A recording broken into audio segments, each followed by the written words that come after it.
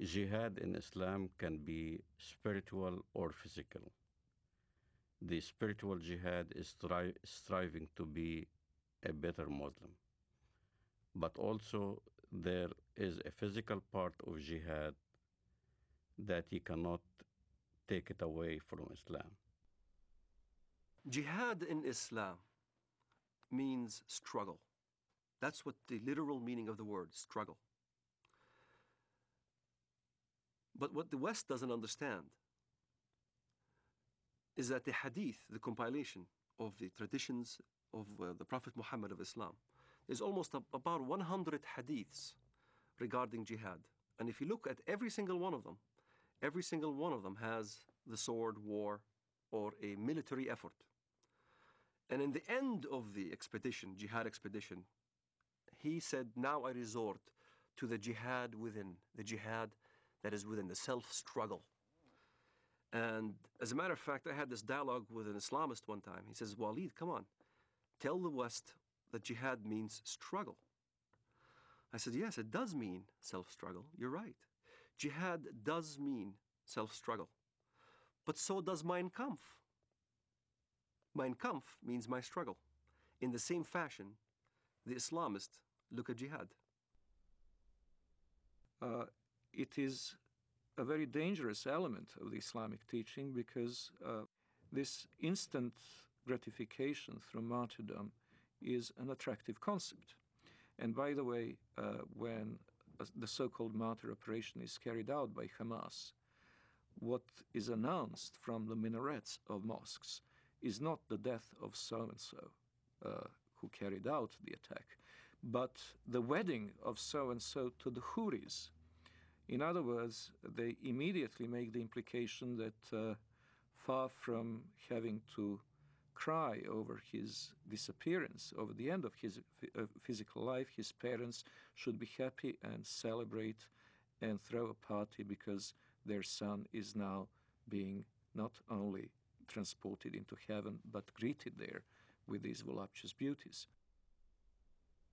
Shaheed, the word shaheed, means witness. To witness, to testify. To testify there is no God but Allah and Muhammad is his messenger. And you die as a shaheed for that cause. You're a witness. You're considered a witness, a martyr. And a martyr becomes glorified. Your family will glorify you after you die.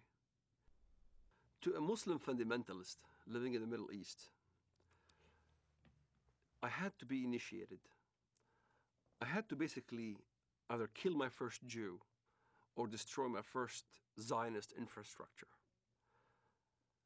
I had to prove, beyond shadow of a doubt, that I was worthy. And there are ample amount of students, teenagers, men, who are willing to die as suicide martyrs, or willing to put explosives. The martyr application is filled. There are many applicants. There's not enough bombs to fulfill the applicants. And to get on one of those missions, indeed, you must have been chosen. You must have been really good. You must have been violent enough. You must have been going out on every demonstration in the streets of Jerusalem or Bethlehem or our village. You must have shown yourself worthy of a greater operation. So when I explain what I've done and people have seen me in the community and I was worthy, I ended up in prison, I was, of course, recruited. And I remember Mr. Mahmoud al-Mughrabi. He was proud to have planted 15 bombs and killed many Israelis. And he was being bailed out by a Jewish Israeli lawyer. He was back right in the street. So you find your bomb maker and you apply. You say, look, I want to join. I want to do my first martyr operation, planting a bomb or whatever. And you need connection. So I found my connection. I rendezvoused with this guy in Jerusalem, in Shara' Bab al-Wad. And he built this explosive charge with a timer and a loaf of bread. And I had to smuggle it from the Temple Mount under the auspices of Al-Waqf department. Al-Waqf police is the Islamic police appointed by the government to watch over the holy sites. Them knowingly that I had explosive charges smuggled me so I can escape from the checkpoints. And there, I carried my explosive charge from Jerusalem to Bank Leumi Israel in Bethlehem. I was supposed to put the explosive charge at 6 p.m. exactly. I was supposed to have this explosive charge in my hands at 6 p.m. exactly. 5 to 6, I saw some Arab children running around, and I didn't want to kill any Arabs. So I decided to place the explosive charge on the roof. I tossed it on the roof. At 6 p.m. it went off, and there was this big explosion. I looked behind me, I see this thick black smoke coming out of the building, and I started running. That's the moment I first got a glimpse of the reality of killing. I thought people have died. And I remember I didn't sleep for 3 days, constantly worried that I've killed somebody. Even terrorists have a reality check that you kill or you're about to die. You can sense it.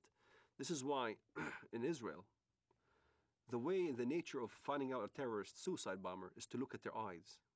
They'll have these glossy eyes. They're sweating profusely.